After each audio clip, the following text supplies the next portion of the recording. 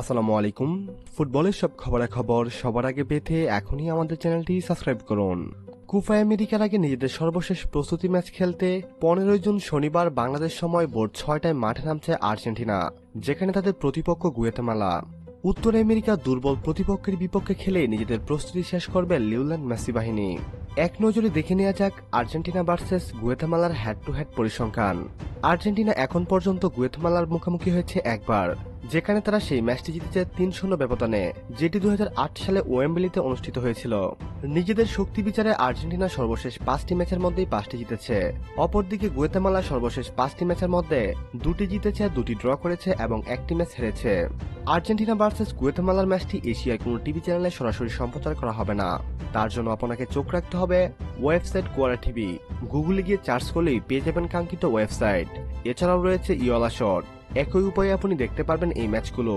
গুয়াতেমালার বিপক্ষে আর্জেন্টিনার সম্ভাব্য একাদশ: গোলকিপার হিসেবে রয়েছেন এমিলিয়ানো মার্টিনেজ, ডিফেন্ডার হিসেবে রয়েছেন ক্রিস্টিয়ান রোমেরো, ওথামেন্ডি, নিউক্লিয়াস তাগফিয়াকো এবং জিওভানি লো সেলসো। মিডফিল্ডার হিসেবে রয়েছেন অ্যানজো ফার্নান্দেজ, রদ্রিগো দি পল, লিয়ান্দ্রো পারদেস। আক্রমণভাগে রয়েছেন Lionel Messi, Angel Di Maria এবং জুলিয়ান আলভারেজ। সম্মানিত ভিউয়ার্স, আপনি কোন দল সাপোর্ট করেন? অবশ্যই আপনি আপনার প্রিয় দলের নাম আমাদের সঙ্গে শেয়ার করতে ভুলবেন না। পরবর্তী নিউজের আপডেট সবার আগে পেতে এখনই আমাদের চ্যানেলটি সাবস্ক্রাইব করুন।